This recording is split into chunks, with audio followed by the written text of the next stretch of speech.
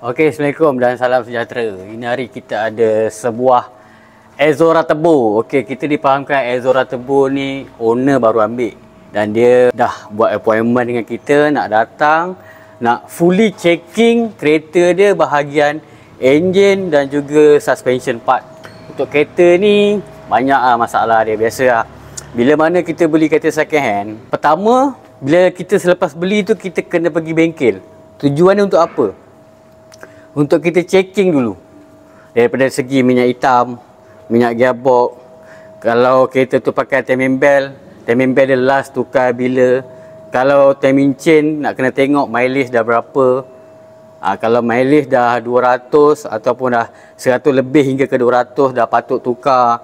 Kalau untuk timing belt kebiasaannya 80,000 atau 3 tahun. Seelok-eloknya ikutlah dia punya schedule untuk buat penukaran. Okay, untuk kereta ni dia datang nak buat fully checking, dia nak tengok mana yang tak ngam. Jadi dia dah trust kat kita, dia suruh kita checking, kita pun dah checking, dah bagikan quotation dekat dia, dia pun proceed nak buat. Okay, kita mula daripada dia punya suspension dulu lah. Okay, untuk yang awak-awak tengok ni, ini bukan kita beli baru tau, ini kita restoration balik daripada segi bushing subframe dia. Ini kita press, kita dah keluarkan bush lama dan kita masukkan pada bush yang baru. Untuk lower arm pula, kalau dekat sini kita pakai yang heavy duty punya. Kita tak pakai yang biasa, kita pakai yang heavy duty punya.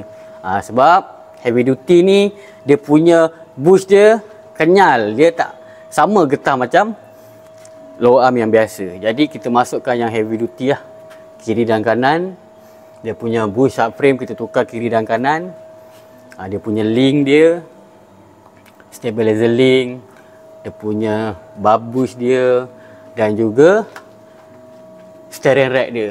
Steering rack ni kita masuk brand Aishin. Ni steering rack baru. Steering rack dia bocor teruk, jadi minyak semua habis semua kat sini, kena semua bahagian suspension part dia. Jadi lepas siap ni kita terus cuci. Tujuan kita cuci tu, kita nak hilangkan kotoran. Satu kita nak check balik benda yang kita buat. Tak semestinya barang part yang baru kita masuk tu okey. Kadang-kadang kita pasang betul, kadang-kadang material part ada masalah. Tu tujuan dia, kita cuci dulu. Kita boleh tengoklah barang-barang yang kita tukar untuk kereta Exora Turbo ni. Jom. Macam mana saya cakap tadi, bocor teruk tu. Ni yang nampak ni. Ni dia punya lower arm dia. Habis semua kena minyak power steering. Nampak ni? Dia punya bush lah kembang. Habis lah. Nampak ni lower arm dia, penuh dengan minyak. Itu pentingnya bila mana kita beli kereta second hand, kita perlu pergi ke bengkel untuk fully check up. Tujuan ni untuk apa? Kita nak tahu condition kereta kita tu dalam keadaan selamat ke, ataupun masih boleh pakai, ataupun perlu ditukar, ganti. Jadi owner ni datang, dia nak dah buat fully check up dengan kita, dia dah buat appointment dan hari ni dia datang. Kita pun dah buka quotation dengan dia, dia pun setuju nak buat. So kita on je lah. Okay, ini adalah steering rack dia. Steering rack dia original, dia brand TRW. Untuk Proton ni dia buatan Malaysia, jadi memang pengeluaran steering rack dia TRW lah. Kita boleh tengok dia punya dalaman dia tu banjir, nampak minyak banjir. Belah sini pun sama, nampak tu dalam penuh dengan minyak. Jadi bila mana steering rack ni bocor teruk macam gini, bila dia leaking, dia akan pergi menyeluruh ke tempat-tempat bahagian bawah dia. Daripada segi lower arm, bush subframe, bahagian yang lain-lain lah yang berdekatan dengan dia. Kalau mana benda tu bush, memang akan hancur lah. Sebab bush ni satu kelemahan dia, dia tak boleh kena minyak. Bila kena minyak dia akan mengembang, bila mengembang dia akan pecah. So inilah keadaan steering rack dia. Okey, dekat tangan saya ni bukanlah hos air, tapi dia hos petrol. Hos petrol ni dia duduk kat sini. Dia ada dua hos, satu hos besar, satu hos kecil. Owner pun ada bagi tahu kita, bila dia isi minyak penuh, ada bau petrol masuk dalam kereta. Benda ni kita kena alert lah. Sebab apa? Bila ada bau tu kita kena check masalah apa. Tangki bocor ke, sekeru tangki terbuka ke, ataupun dia masalah pada hose dia. Sebab owner bagi tahu bila isi minyak penuh ada bau petrol. So nampak tak ni? Pecah. Nampak? Dia punya sini pun dah reput. Dah mula mereput. Jadi kita tukar sekali lah. Untuk pipe petrol belakang ni kita masukkan yang original. Memang khas untuk petrol. Jadi jangan pakai yang biasa punya. Sebab apa? Bila kita pakai yang biasa kita takut material dia tak sama yang original. Okey, kalau korang baru beli kereta korang menggunakan timing belt, eloklah buat penukaran. Sebab apa? Kita pun tak tahu last buat penukaran bila. Kan kita top-top nak balik kampung ataupun ada urusan penting, timing belt tak tukar. Ngam-ngam atas highway putus pula timing belt. Kereta baru beli. Jadi itulah bagusnya kalau kita beli kereta second hand ataupun jelah second baru ke, second ke, benda pertama yang kita kena buat adalah pergi bengkel yang berdekatan lah untuk checking kita punya kereta. Macam saya cakap tadi, kereta kita ni ada masalah ke ataupun boleh pakai ataupun perlu ditukar. Okey, macam owner ni memang rasanya dia nak berjalan jauh dengan keluarga dia. So memang dia nak buat habis lah. Dia nak rasa feel benda tu. Dia suruh kita buat sehabis baik lah. Dan kita pun akan buat sehabis baik lah untuk kereta ni. Bila korang dah tukar timing belt tu, jangan pula korang pakai balik water pump ni. Kan? Water pump ni buat penukaran dia sama dengan timing belt. Jangan kita tukar water pump timing belt pakai balik, tukar timing belt water pump pakai balik. Kita nampak memang okey. Ni minyak pun minyak daripada kesan leaking daripada bahagian atas, betul. Dia ada satu kelemahan dia. Pertama, dia punya bearing ni akan bunyi bila kita overdue pakai dia. Maksimum dia ni 80,000 je perjalanan. Untuk lebih daripada 80,000 tu, kadang-kadang kita nasib je dia tak bunyi ataupun dia tak leaking. Kalau leaking dia akan keluar kat sini. Nampak tak ada? Ada satu lubang nipper tu. Ni dia punya stopper dia. Ni dia punya lubang dia ni. Jadi itulah penting bila kita buat penukaran timing belt, kita tukar sekali water pump. Sebab benda ni sekali jalan. Okey, ini adalah belting luar ataupun outside belt. Benda ni pun, belting ni pun kita kena buat penukaran dia 80,000. Pastikan pakai yang original. Pakai yang aftermarket bukan tak boleh. Takut tak sampai 80,000 dah putus ataupun dia dah bunyi. Seelok-eloknya pakailah yang original. Timing belt kita pakai original, outside belt pun kita pakai yang original juga. Okey, untuk kereta ni kita dah buat fully checking. Yang bahagian leaking dia pertama pada VVT sensor dia. VVT sensor dia bukan sebenarnya leaking kat kawasan sini tau. Dia bahagian soket. Nampak tak tu? Basah kawasan soket. Memang kita nampak dia macam okey. Kadang-kadang kita hanya bernasib baik je sensor ni baca dia betul. Kadang-kadang kita buat dia jadi baca tak betul. Dia nak retard, nak advance tu tak sesuai dengan mana yang dia nak. Jadi seeloknya kita tukar lah. Untuk VVT sensor kereta ni kita pakai yang original lah. Original memang Ezora Turbo punya. Okey, macam biasalah bila mana kita beli kereta second hand ni, memang part wear and tear tu memang kita kena check lah. Tengok macam bar cover ni dah macam kematu, keras ni, nak tekan pun tak boleh ni. Sikit masa lagi jadi keropok, dah leaking.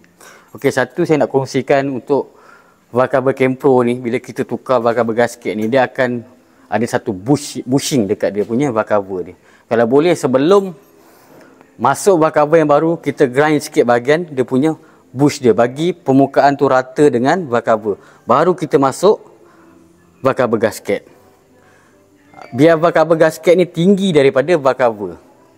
Lagi satu, bushing dia tu betul-betul rata sama dengan permukaan bar cover. Bila bushing tadi tu tinggi daripada bar cover, lepas tu kita letak bar cover gasket ni, kita ikat, dia tak cukup rapat. Nanti pakai tak lama leaking lagi, tukar lagi, leaking lagi. Sebab apa? Kita tak grinder dia punya bush untuk valve cover tu. Seloknya lepas ni kalau buat Campro ataupun kata-kata lain yang sama ada bushing tu, kena grinder dulu bagi permukaan tu rata, baru kita masuk valve cover gasket yang baru. InsyaAllah boleh tahan lama. Okay, macam biasalah bila kita buat penukaran timing belt, benda perkara yang wajib kita akan tukar water pump, bearing timing belt dan juga oil shield timing belt. Oil shield pun satu, jangan sesekali kita pakai semula yang lama, jangan sesekali. Kita boleh tengok keras ni, saya nak tekan ni keras ke matu ni. Ketiga-tiga dia keras macam ni. Jadi seelok-eloknya bila kita buat penukaran timing belt tu, tukar je sekali. Benda ni pun akan dapat sekali set yang original. So tukar je, satu kali kerja. Okey, ini adalah dia punya bush untuk subframe dia. Subframe untuk bahagian depan lah. Untuk yang sini punya bush dua ni.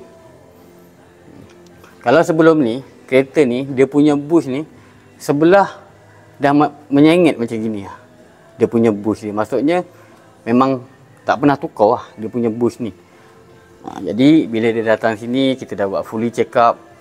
Kita just bagi tahu owner pun confirm nak buat, so kita follow je. Okay, selain tu kita check lah bahagian lain. Untuk ride shaft dia ni leaking saja. Belok ke kanan, belok ke kiri, tak ada bunyi. So kita boleh servis balik, tukar dia punya boot. Bila ada bunyi, bearing dalam dah kering, kita cuba juga tukar boot, rugi. Elok tukar sebatang. Sebab apa saya cakap kena elok tukar sebatang?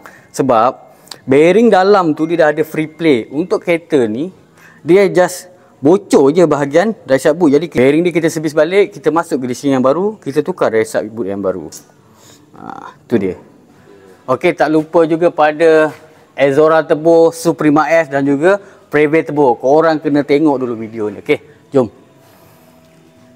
Ini adalah OCS custom yang kita buat sendiri daripada Zelan Auto sendiri buat. Inilah, kita pun dah R&D benda ni lama. Jadi untuk OCS custom ni sekarang kita buat harga promosi yang mampu melihat harga memang below market punya kita buat.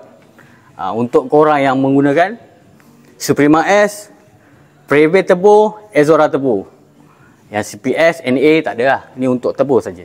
Untuk kereta ni memang sebelum ni memang original lah, asal dia daripada perkilangan. Jadi dia pun minta kita buatkan OCS sekali. Dia pun berminat dengan harga yang kita dah offer dekat dia. Dia pun setuju nak buat. So inilah hasilnya yang kita buat daripada design kita sendiri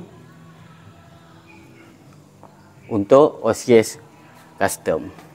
Mana nak dapat harga promosi tu, terus call kita, appointment, datang, kita terus buat.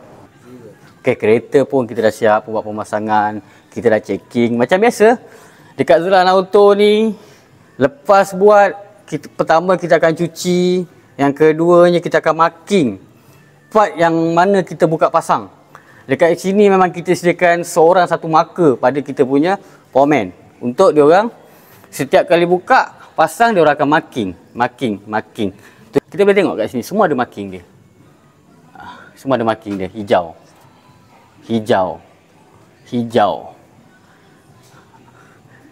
Ni pun hijau. Walaupun dekat cover pun kita marking hijau juga. So kat sini memang kita pentingkanlah benda-benda ni. Jadi memang kita tak nak benda ni ada berlakunya mistake lah. Jadi itu saja untuk perkongsian saya ni. Jumpa saya di next video. Mana yang nak buat OCS custom, harga promosi, harga below market, boleh terus call kita di talian. Okey, itu saja untuk hari ini. Assalamualaikum.